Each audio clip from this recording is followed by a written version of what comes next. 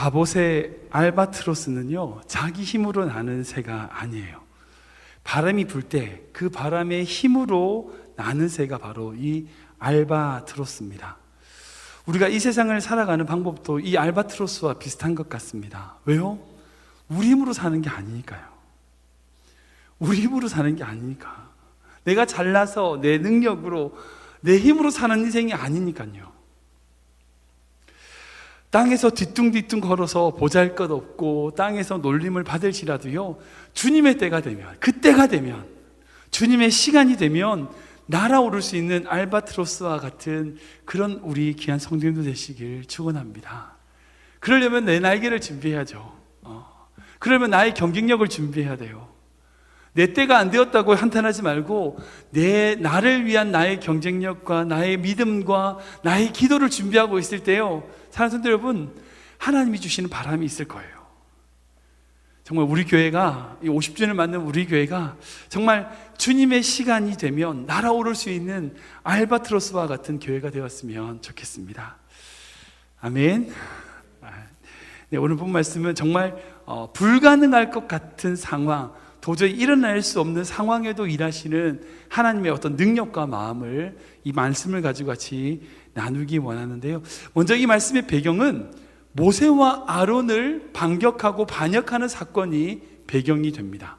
먼저 민수기 앞에 있는 오늘 17장이었는데요 16장 말씀 3절 말씀 읽어보겠습니다. 시작. 그들이 모여서 모세와 아론을 거슬러 그들에게 이르되 너희가 분수에 지나도다. 회중이 다 각각 거룩하고 여호와께서도 그들 중에 계시거늘 너희가 어찌하여 여호와의 총회 위에 스스로 높이느냐.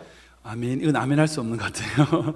예, 모세와 아론이 리더, 대장하는 것을 못 보겠다는 거예요. 그렇게 무리를 지어서 사람들이 모세와 아론을 반역합니다. 야, 다 같이 하나님 믿는데 너만 명령하는 자리에 서 있냐? 너만 높냐? 왜 스스로 높이느냐? 하나님이 주신 권위와 하나님의 직분을 무시하는 그런 사람들인 거죠. 하나님의 사명을 무시하는 거였습니다. 분명히 그들의 말도 일리가 있습니다. 왜? 하나님 앞에는 다 똑같거든요. 다 똑같습니다. 다 평등하죠. 그러나 하나님이 일하실 때는 사람을 들어 쓰신다고요. 쓰시는 사람이 있고 그 사람을 통해서 일하시는 하나님이라면 그 사람을 쓰시는 그 하나님을 우리가 무시해서는 안 된다는 거죠. 그걸 몰랐는지 아니면 그들 스스로가 충분한 자격이 있다고 교만해져서 생겼는지 모르겠지만은 하나님의 이 권위를 무시합니다. 그 결과가 어떻느냐? 결국 하나님이 이를 징계하시죠. 이 모세의 리더십에 관하여 반대하던 사람들을 하나님이 징계하십니다. 그 내용이 고라당의 어떤 멸망의 말씀으로 볼 수 있습니다. 그런데 그렇게 징계받았음에도 불구하고 대부분의 사람들이 또한 여전히 그 아론과 모세의 권위에 굴복하지 않고 원망을 하더라는 거죠. 41절을 보면 이렇게 적혀 있습니다. 읽어보겠습니다. 시작. 이튿날 이스라엘 자손의 온 회중이 모세와 아론을 원망하여 이르되 너희가 여호와의 백성을 죽였도다 하고. 이것도 아멘 못하겠네요. 예, 오히려 그렇게 고라당들이 250명이라는 사람이 다 이제 죽음을 당하고 그런 멸망을 당하는 것을 보았음에도 불구하고 모세와 아론 보고 원망하는 거예요. 너희들을 죽였다는 거예요. 사람들을 죽였다는 거예요. 이때 하셨던 하나님의 말씀이 바로 오늘 본문의 말씀입니다. 이때 하나님이 뭐라고 하시느냐? 그 12지파의 가문의 지팡이 하나씩을 가져오게 합니다. 그리고 그것을 증거계 앞에 두고 그 12개 지팡이 중에 하나님이 임명하시고 하나님이 세우시는 권위가 어디에 있는지를 보여주시는 거죠. 그리고 그 다음날 살펴보니까 아까 읽었던 말씀처럼 아론의 지팡이에 우미 돋고 순이 나고 잎이 피고 꽃이 펴가지고 어떻게 돼요? 살구 열매가 맺혀 있는 것을 보게 된다는 겁니다. 이것을 통해서 하나님이 이 아론과 모세의 권위를 인정하고 이스라엘 백성들로 하여금 이 권위에 순종하라라고 하시는 이야기가 바로 오늘 말씀의 배경입니다. 그런데 왜 하나님은 이런 사건을 통하여 이스라엘 백성에게 보여주실까요? 아니 사실 뭐 지팡이 둬라 이럴 필요 없잖아요. 하나님이 딱 나타나시고 조용히 해, 아론이 그거야, 이러면 끝이잖아요. 아니면 뭐 그 순간에 어떤 하나님의 빛이 착 내려와서 아론에게, 모세에게 비친다든지 하나님의 권위를 상징해 주는 어떤 현상만 나타나면 되는데, 왜 그런 지팡이를 다 가져오게 해서 그 지팡이를 두고 또 거기서 싹이 나는 이런 일들을 통하여 그 권위를 보여주시고, 그리고 이것을 통하여 무엇을 말씀하시길 원하시냐는 거죠. 제가 이번 주 바이블 타임을 읽으면서 이 본문이 바로 다음 주가 우리 창립주일이잖아요. 창립주일, 다음 주는 제가 설교를 못하는데 어쨌든 창립주일을 앞두고 우리 교회에 주시는 말씀이라는 생각이 들었어요. 정말 우리 교회에 주시는 하나님의 음성이라는 얘기가 들었어요. 그래서 제가 이 말씀을 같이 좀 나누면서 은혜를 나누기 원합니다. 결론부터 말씀드리면요, 이 아론의 쌍난 지팡이는 두 가지 의미를 가지고 있습니다. 첫 번째는 뭐냐면 하나님이 세우시는 권위, 즉 제사장을 통하여 새로운 생명을 주시겠다는 거예요. 부활을 주시겠다는 뜻이에요. 두 번째는 무슨 뜻이냐? 하나님이 이것을 통하여 새로운 시대, 새로운 세대를 여시겠다는 의미가 담겨져 있다는 겁니다. 첫 번째로 아론의 지팡이는요, 새로운 생명을 주심을 의미합니다. 우리 같이 읽어볼까요? 시작. 새로운 생명, 부활을 주심을 의미합니다. 한 번 더 읽겠습니다. 시작. 새로운 생명, 부활을 주심을 의미합니다. 우리 8절 말씀인데요, 같이 읽겠습니다. 시작. 이튿날 모세가 증거의 장막에 들어가 본즉 레위 집을 위하여 낸 아론의 지팡이에 움이 돋고 순이 나고 꽃이 피어서 살구 열매가 열렸더라. 아멘, 아멘. 대부분의 성경의 주석가들은 이 아론의 죽은 나무 지팡이에서 생명의 싹이 난 것, 열매가 맺힌 것이 죽은 자 가운데서 다시 살아나신 예수님의 부활을 상징한다고 보고 있습니다. 저도 그 말에 동의합니다. 이 아론의 지팡이가 뭐예요? 완전 정말 나무지만 다 죽어서 정말 그냥 지팡이로 쓰고 있는 그 말라버린 그 지팡이에 하나님의 생명이 부어져서 싹이 났던 것처럼 예수님이 십자가에 죽으셨지만 그 예수님의 육신에 다시 하나님의 생명이 부어져 생명이 되는, 부활이 되는 능력이 됐다는 거죠. 예수님이 죽으셔서 시체로 썩어 죽을 수밖에 없는 그 육체였지만 부활의 생명으로 다시 살아나셨다는 것을 이 아론의 쌍난 지팡이는 보여준다는 겁니다. 더 나아가서 뭐냐? 우리 또한 마찬가지라는 거예요. 우리 또한 마찬가지예요. 우리 또한 마른 막대기와 같고 정말 죽어버린 것과 같은 인생이지만 주님 안에 있을 때에 새로운 생명으로 거듭나고 정말 그 쌍난 지팡이에 살구 열매가 맺혔던 것처럼 열매 맺는 삶으로 만드시겠다고 하는 하나님의 의미가 들어있다는 겁니다. 사랑하는 성도 여러분, 세상은요 보이는 것이 진리라고 합니다. 결론을 내요. 보이는 게 전부라고 합니다. 먹는 자가 먹는 거고요, 이기는 자가 이기는 거고요, 가진 자가 가지는 겁니다. 이게 세상의 논리예요. 세상의 법칙은 결코 보이지 않는 것을 용납하지 않습니다. 다른 것을 용납하지 않습니다. 그런데요, 주님의 관점은 그렇지 않습니다. 주님의 법칙은 그렇지 않아요. 세상은 안 된다고 하고, 세상은 실패했다고 하고, 세상은 도저히 희망이 없다고 하지만요, 주님은 아니라고 하신다는 겁니다. 아론의 지팡이에도 생명이 있을 수 있다는 겁니다. 세상이 보기에는 정말 끝이 난 것 같은데 아니요, 주님이 끝이 아니라고 하면 아닌 겁니다. 주님이 그것이 바로 시작이라고 하면 거기서부터 시작이 되는 거죠. 아브라함이 이삭을 낳을 때도 마찬가지입니다. 여러분, 이삭이라고 하는 이름의 뜻이 뭔지 아세요 혹시? 웃음이란 뜻이에요. 내가 웃는다, 웃음이란 뜻이에요. 근데 왜 웃음이라고 이삭의 이름을 지었는지 아십니까? 사라이가, 아브라함의 아내인 사라가 임신했을 때, 그 임신하기 전이죠, 나는 임신할 수 없다라고 생각했어요. 세상의 방법이죠. 세상의 생각이에요. 나는 정말 절대 임신할 수 없다라는 생각을 했어요. 그런데 천사가 와서 임신할 거야 라고 예언을 한 겁니다. 그랬더니 어떻게 해요? 읽어볼까요? 창세기 18장 말씀인데요, 세 절임이지만 읽어보겠습니다. 시작. 아브람과 사라는 나이가 많아 늙었고 사라에게는 여성의 생리가 끊어졌는지라. 사라가 속으로 웃고 이르되 내가 노쇠하였고 내 주인도 늙었으니 내게 무슨 즐거움이 있으리요. 여호와께서 아브라함에게 이르시되 사라가 왜 웃으며 이르기를 내가 늙었거늘 어떻게 아들을 낳으리요 하느냐. 아멘. 이렇게 웃었다고 나중에 천사가 꾸짖습니다. 그때 사라가 어떻게 하냐면 안 웃었다고. 그래서 이삭의 이름이 웃음입니다. 생각해 보세요. 폐경이 와가지고 생리가 끊어진 이 나이 많은 여인이 어떻게 임신을 합니까? 말이 안 되죠. 웃음이 나는 겁니다. 그런데 하나님께 능하지 못한 일이 있겠습니까? 결국 이삭이 태어나는 거죠. 하나님이 말라버린 지팡이에서 생명의 싹을 띄우신 것처럼 사라의 태를 여셔서 생명을 허락하신 것을 우리는 성경을 통해서 볼 수 있다는 겁니다. 교회를 향한 세상의 모습도 마찬가지 같습니다. 여러분들, 우리를 비웃는 세상의 비웃음 소리가 들리십니까? 그런 웃음소리가 들리나요? 에이, 우리 자녀를 보고, 야, 걔가 어떻게 되겠어? 야, 그런 애가 어떻게 가만히 있어? 그런 비웃는 소리 들리십니까? 또한 우리 교회를 보고, 아니, 그 교회가 아직 있어요? 제가 왔더니 그런 말 하시더라고요, 어떤 분이. 아, 그 교회가 아직 있어요? 아, 그 교회가 되겠어요? 그런 웃음소리가 들리십니까? 우리가 하면 안 되죠. 안 됩니다. 당연히 안 되는 겁니다. 근데 하나님이 하시면요. 하나님께 능치 못한 일이 있으시겠습니까? 아무리 죽은 것 같고 아무리 희망 없는 것 같을지라도요, 새로운 생명, 즉 부활의 은혜가, 하나님이 주시는 그 은혜가 우리 안에 있다면, 우리 가정 안에 있다면, 우리 자녀들에게 있다면, 그리고 우리 교회에 있다면 우리는 변화될 수 있다는 겁니다. 우리가 이 믿음으로 나아가야 된다는 거예요. 세상의 법칙, 세상의 판단, 세상의 가치가 아니라 하나님의 가치, 하나님의 판단, 하나님의 법칙을 믿어야 됩니다. 그것이 그리스도인입니다. 세상의 법칙을 믿고 세상의 법칙을 따르는 자가 그리스도인이 아니고요, 세상 속에 살지만 하나님의 법칙을 믿고 하나님의 뜻을 따르는 자가 그리스도인이라는 거예요. 그래서 우리는 아무리 말라 비틀어져도요, 스스로 죽은 나무라고 여기면 안 됩니다.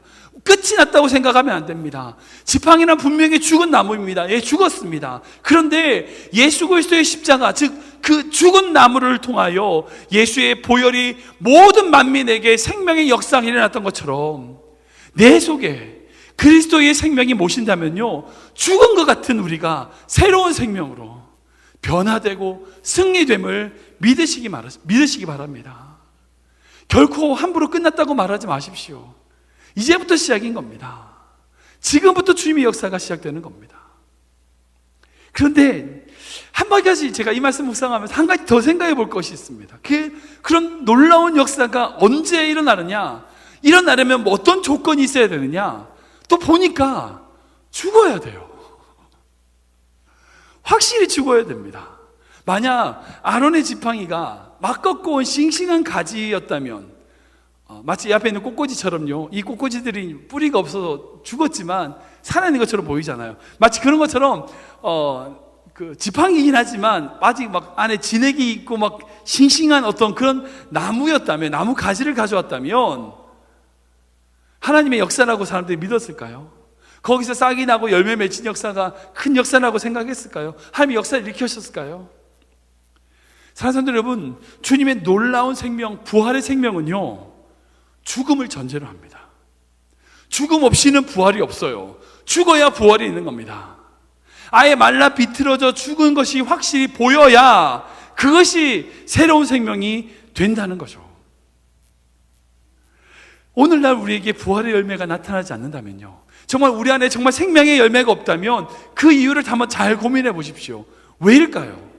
하나님의 능력이 없으셨을까요?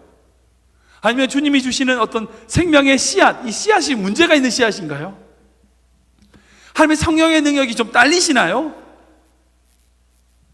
우리가 죽지 않아서 아닐까요?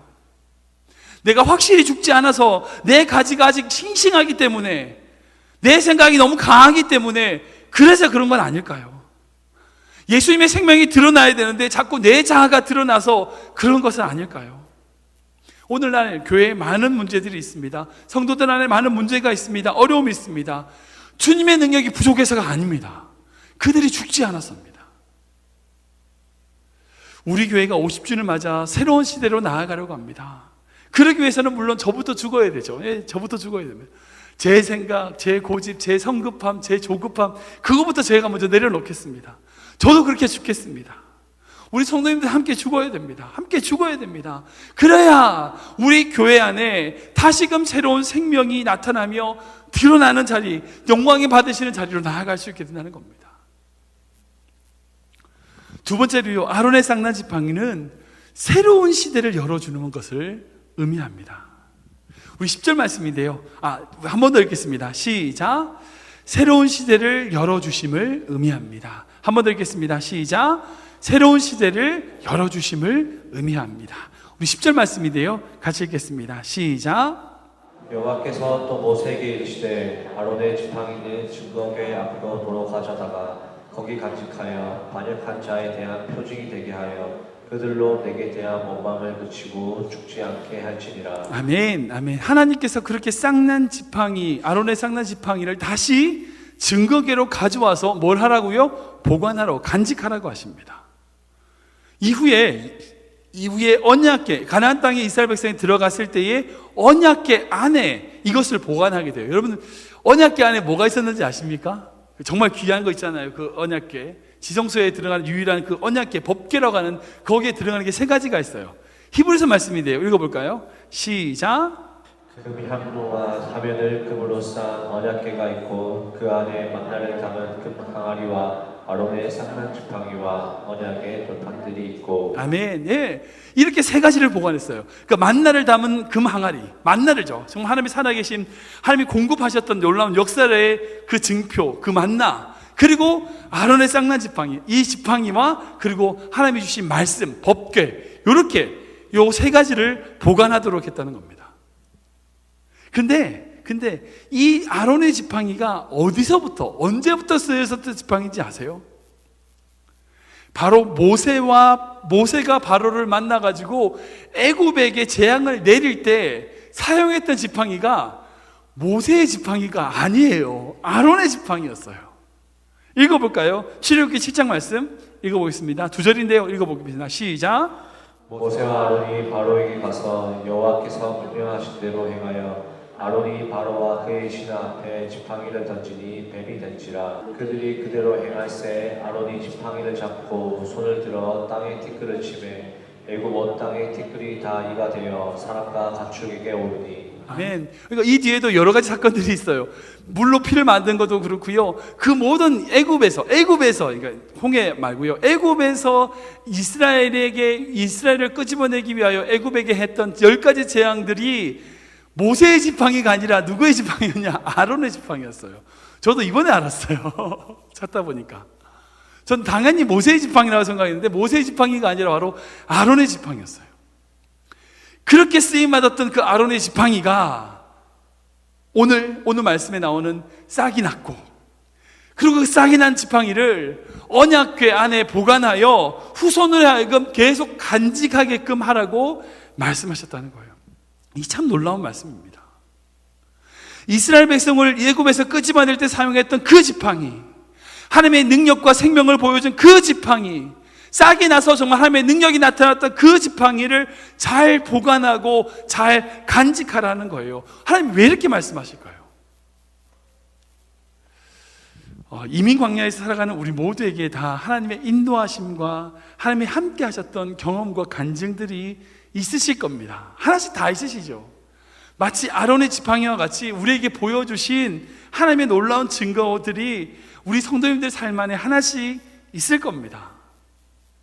근데 그 지팡이를요, 나만 보고 나만 느끼고 나만 간직하는 것이 아니라 잘 보관해서 후손에게 이어주고 넘겨주고 간직하게 하라는 겁니다. 이것을 통하여 다음 세대를 준비시키고 그 다음 세대에도 하나님의 살아계심을 보여줄 수 있어야 된다는 거예요.